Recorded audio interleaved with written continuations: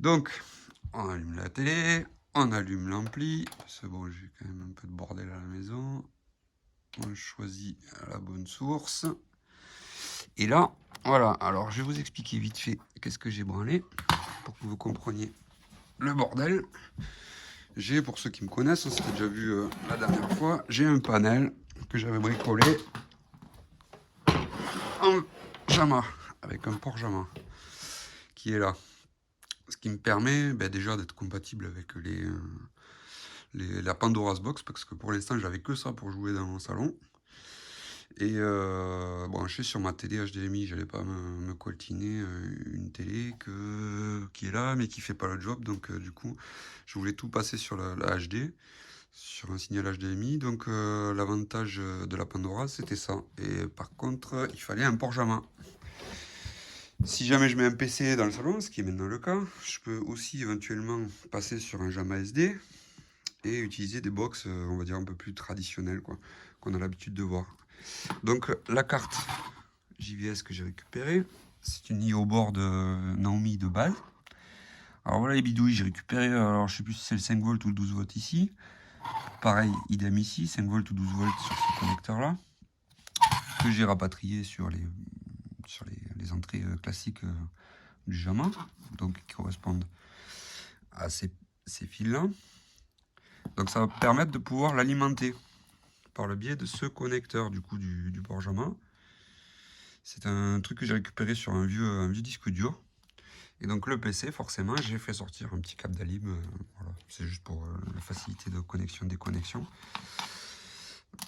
Donc ça, c'est une chose. De deux, j'ai récupéré avec des connecteurs Dupont à la con, hein, vraiment, truc à la con. Je suis allé directement me prendre sur le port JVS les boutons dont j'avais besoin. Les contrôles, le crédit, tout ça. J'avais un petit souci de crédit d'ailleurs, justement, à ce sujet-là. Un petit souci de crédit. Il a fallu que je fasse un pont. J'ai connecté les deux. J'avais pas de jumper, j'avais rien sous la main, donc j'ai connecté les deux là. C'est la première pinoche, c'est plus XV connecté au plus 5 volts, donc ça permet de balancer du 5 volts sur toute la ligne. Et là, idem, pour pouvoir utiliser le bouton crédit, il faut, c'est le port JVS qui veut ça, il faut connecter également le coin counter. Vous savez, le petit truc, le petit compteur là qui fait défiler les. Voilà, et bien lui, il faut l'alimenter en 5 volts aussi. Donc, par le biais d'une résistance de 120 ohms. Donc, c'est ce que j'ai fait un pont là, à la con, avec une petite résistance. Alors, si je veux utiliser le deuxième, la pinoche est juste là. Il faudrait que je le prenne sur le 5 volts également. Et ça permettrait. Bon, bah, ça, c'est plus pour des bornes qui sont d'origine montées avec deux monnayeurs et donc deux coin counters séparés pour deux joueurs. Donc là, je pense pas que tous les jeux soient comme ça. Et donc du coup, finalement, j'ai récupéré tous les contrôles ici, là. Voilà. Tous les contrôles de base. Donc on va brancher ça, vite fait. Avec un doigt, c'est pas... Avec une seule main, c'est pas la fête. Donc désolé si ça tremble. Voilà. On va... Du coup, ça c'est fait. On va l'alimenter au connecteur serial ATA. Et l'IO board, on doit l'alimenter, on doit la faire communiquer avec le PC par ce biais-là. C'est un câble USB qui va sur un petit convertisseur USB qui vaut une quinzaine d'euros. C'est un convertisseur USB RS485, c'est un protocole à la con qui permet de communiquer avec l'IO board. Alors l'IO board, il y a ce port USB là. Il ne faut pas l'utiliser, en fait c'est un port qui sert à chaîner des IO boards quand tu as plusieurs Naomi ou plusieurs joueurs. Quand tu es à plus de 2 joueurs, donc joueurs 3 et 4, tu es obligé de rajouter une IO board. Et donc ça permet de chaîner et de gérer les joueurs 3 et 4, voire plusieurs boards en même temps. Donc là on a tout connecté, nos problèmes. Jusque là tout va bien, on va allumer le bignou et je vais vous faire la petite review. Et vous allez voir, il y a des trucs sympas dans ce petit box HD là.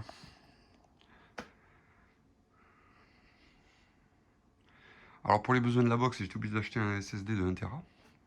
Bon, j'ai attendu le Black Friday. Et là, forcément, je vais me faire chier parce que j'ai fait une bidouille. Alors.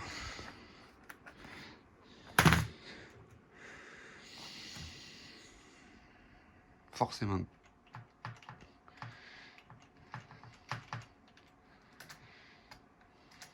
J'ai changé. Donc voilà.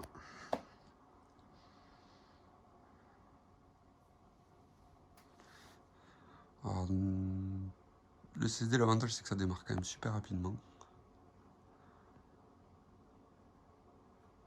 Alors l'image, il faut la graver avec HDD RAW copy, c'est un truc qui fait une copie de disque dur. Le Windows 10 est déjà paramétré, au premier lancement il fait 2-3 conneries, et puis on démarre là-dessus. Et ma foi, l'interface est vraiment sympa. On a quand même pas mal de jeux. Bon, il y en a quelques-uns qui bug, je vous épargnerai ça, on va essayer de voir si sur HFS si... Après je suis pas rentré dans les détails, j'ai pas eu le temps de voir, de regarder exactement pourquoi ça buguait, tout ça, machin, mais il y a des trucs sympas là. Celui-là j'ai essayé là, le Stripe là, il est pas mal quand même. Donc on a là sur le côté, on a la section PC. On peut basculer d'une section à l'autre. Donc j'ai rajouté, j'ai mis tous les add-ons possibles là qui étaient disponibles sur le site HFS. Donc des add-ons MAME, Naomi qui n'étaient pas d'origine. D'ailleurs Naomi il manque le Akatsuki, c'est un peu dommage. Mais bon, ça fonctionne. L'avantage de la Naomi, c'est que ça fonctionne bien. Pour quitter tout ça, on n'a pas de problème. Alors du coup, vous voyez que on a le JVS qui est directement... tous les émulateurs sont paramétrés pour tourner en JVS. Donc il n'y a pas de... Pour certains comme les Taito Typix et tout ça, c'est directement pris en charge.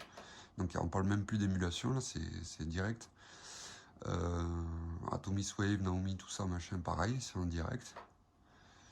Et par contre, MAME et Neo Geo CD, tout ce qui tourne un peu sur MAME, ça forcément, ça passe par des convertisseurs.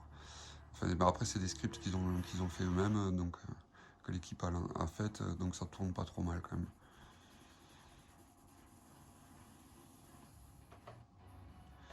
Pour chaque section, là, je bascule d'une section à l'autre. Vous voyez, il y a quand même pas mal de jeux, quoi. On va revenir sur Taito, Nezica, Neo Geo CD, Atomis Wave, Naomi, MAME, PC, Ring. Voilà, donc là on a fait le tour. Et chaque section a ses propres petits... Alors on peut changer, on peut mettre une vidéo ou une image. On a plusieurs trucs qu'on peut changer. On peut changer la présentation. Alors ça c'est ça. La présentation, merde, c'est où? Ouais, je sais plus. Attends, il y avait un truc. Non, c'est pas ça. Mais ça se fait au clavier. Je sais plus. Bon. Bon, il y a des petits loupés, il manque des snaps, il manque des trucs, mais bon, c'est pas bien méchant. Ça demande à être amélioré, je pense que ça viendra assez rapidement. Voilà, sinon au menu, il y a des trucs sympas quand même. Ah, ce qui est pas mal, c'est Steam, Fight 4.2, ça c'est vraiment bien. On peut rajouter des jeux. Il y a quand même des bons gros blockbusters là, bien sympathiques là. Et puis on peut passer sur Windows pour faire toutes les bidouilles et les modifs.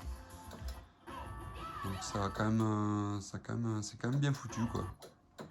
Ça promet de belles améliorations. On va savoir que sur le Tera de SSD, il n'y en a que 500 ou 600 Go qui sont utilisés quasiment. Donc ça laisse encore entrevoir pas mal de choses. On peut augmenter la taille de la partition à la volée, donc c'est bien. Et on peut augmenter encore la capacité des jeux. Bon, maintenant il faut que je me penche sur comment faire pour ajouter des jeux dans l'interface, parce que faut savoir que c'est... comment ça s'appelle ce truc là? C'est Attract Mode, c'est différent d'Hyperspin. C'est Attract Mode et ça fonctionne forcément différemment d'Hyperspin, donc là il faut que je rapprenne tout. Sinon il y a des trucs sympas. Donc là on lance, on valide. Et ça tourne. Et c'est pas mal.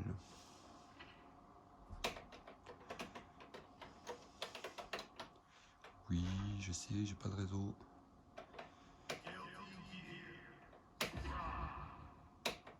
Oui, j'essaie, j'ai pas de réseau.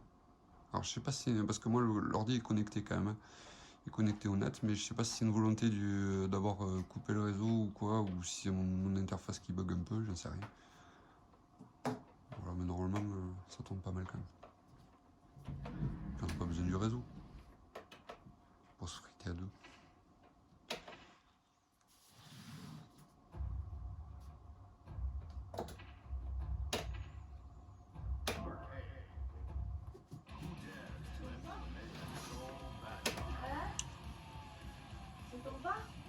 Ah non, je fais une présentation pour les poteaux. Je leur avais dit que je leur ferais un petit retour sur comment elle marche cette box. Là, je t'ai niqué la vidéo. Bah non. Niqué la vidéo, niqué. Quoi? Une os. Il suffit que je dise que ça marche bien pour qu'il y ait un bug.